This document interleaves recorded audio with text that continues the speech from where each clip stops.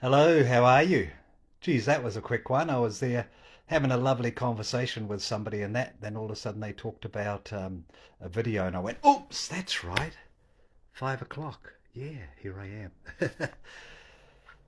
am. So I just take a breath and I'll just arrive here. As I said, what a ride. And as I've been sharing my journey, um, the chef in me has stepped forward. And in those putting the classes out and first of all focusing on some cooking classes with also some knowledge around food and how to prepare it and how to organize your kitchen, um, and also introducing some food medicine. Somebody had messaged me, and there was an important part that I'd like to speak of today. Soul cuisine is not just about cooking or how to cook lovely, conscious, um, organic meals. It's also about how it started for me. And I mentioned it in another video that for me it started as a chef doing a healthy foods cookbook. Then as I started to go into healthy food, so began my journey around using food as medicine through Don Tolman and his journey of what he calls not the pharmaceuticals, but farm as in FARM and using food. When I started to, and it started off as a book, combine that, I realized how much in our food or in our journey with food is attached mental and emotional challenges around it as well. As an example of that is when people, um, yeah, let's get into diets and weight loss. And they're saying that 95% plus people who go on diets or try to lose weight, uh, within 3 months, 6 months, they're going outside of that. And then they go into the cycle of guilt and shame. And then they get back onto the wagon, so to speak. And they try really hard again with the best of intentions. And then, boom. So it's this cycle of going round and round. And then they stress out. A lot of people are trying 3 times a year. The New Year's resolution.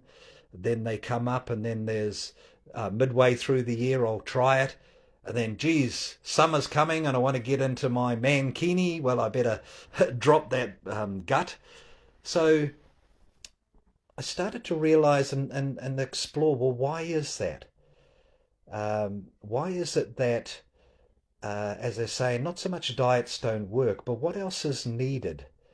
And I started to look at the mental and emotional issues that, and this has been my journey. As I said on one post, I used to weigh over 135 kilo. And that's when I was carrying still a lot of my childhood stuff and my coping mechanism, as well as some other things that weren't so healthy, was also food. And being in the industry, I was just bypassing and feeding that which needed nurturing inside of me, but instead with food. So in this cookbook, and then which was food medicine, also became in the mental and emotional challenges that people have.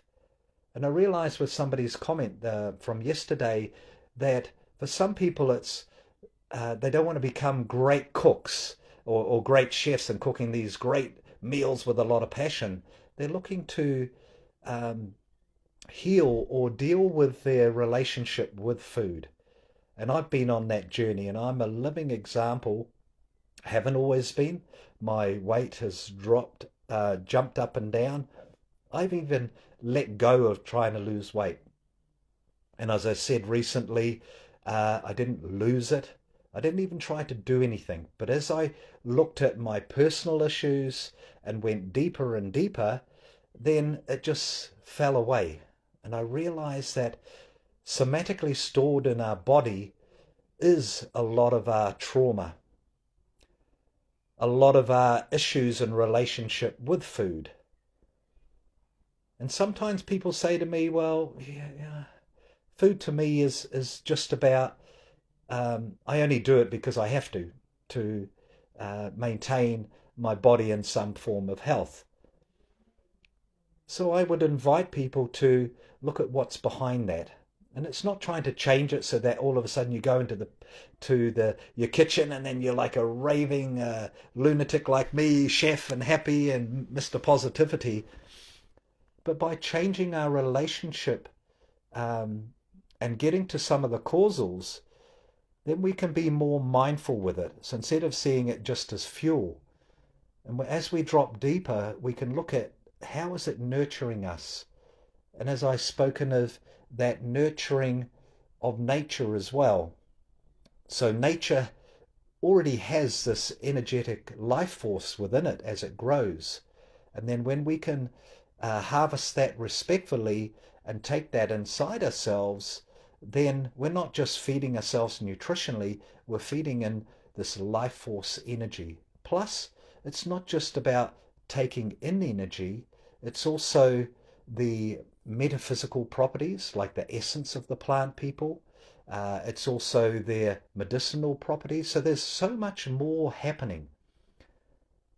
And I just like to invite that the soul cuisine is a good part of it, yeah, is I hear what you're saying and using food for health, but how can we do it with joy? How can we do it with so that it's not like I remember vegetarianism, and that was back in the old days was around cottage cheese on slim crackers and rubbery tofu and that. And it wasn't very exciting in that. So I went, wow, what can I do with all of that to make it more exciting? So not only with this, what I'm presenting around soul cuisine, because even the word soul, it's about connection with your soul and connection with nature and that symbiotic relationship and connection of becoming nature and clearing anything that's in the way, like with the weight management or the um, some of those programs I'd like to introduce. They're not diets or weight loss, but a way of focusing with your intention, because some of it is letting go of and it's not one thing or one reason or one causal. It's not across the board fits everybody. We all have these unique reasons why, and some of it is the genetical ancestral. So it's customizing something for you and then you helping you to go back to your causals, to your relationship and having a more aware and conscious relationship with food. And to me, that's what spiritual is.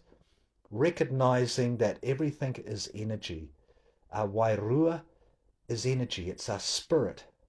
So the wairua of nature, and as we take that in, our own wairua, our own life force energy is enhanced. So as I say, and I just felt like I wanted to hop on here today, is this journey. It may be beginning about cooking classes, but it's more than that. And then from just around food, I'd like to step out and some other things that can enhance your life. And then that expands into this, what I spent the last 10 years doing, because I started with food and I went, well, oh, hold on, I better talk about the mental thing and then the emotional aspect of it, then the metaphysical. And then I says, well, I need to get right back to the beginning and how we came in as souls. So, wow, no wonder it took 10 years. But I realize in trying to present 10 years of my passion and my work all at once, it's been, well, not overwhelming for me, but it's been quite a journey to try and present it all at once and expect people to come on board with that rather than, yeah, let's take a little step. Because sometimes it is like when you're on a journey and you might be climbing a mountain if you keep looking on the destination and the focus and say, well, that's the pinnacle of where I've been, sometimes it can be so far away that it's just, oh, where do I start? Do I want to start? I've learnt just taking one step. So the one small step that I'm taking at the start of it is where people are looking, or a lot of interest has been, is, yeah, let's start by having some fun in the kitchen. Let's explore the physical aspects of food, and then we'll drop down into the medicinal. Then once we've done the medicinal, we might drop deeper into the mental and emotional. Uh, but some people might say, nah, I'm not interested in that. So you all may come here um, to join in on my journey of the soul cuisine, all from different aspects of it. And I do have a lot of those aspects in place, but there's also gaps I'm still exploring. And there are some people who've already stepped forward and said, one beautiful lady who is, that's her speciality, is weeds and medicine, and she's already doing foraging workshops. So I'm meeting with her pretty soon, and we're going to look at some collaboration. And other people that are on this journey who've stepped up, and you can see already as they're introducing themselves, Michel Dehont and his family and the fermented foods. So, wow, the whole idea of this is to bring conversations in, and for you to choose how you want to thread and weave through it. So not so much that you have to do the whole spectrum of what I'm offering, but you might just choose to take a little bite of this, like a sample of the buffet. You don't have to eat the whole buffet. But hey, I'll just try a little bit of that. And that's what's important to me in my life. So it felt important to me on my journey just to share and using the medium of food. So I'm just going to, and thank you all, and enjoy the ride. Much love.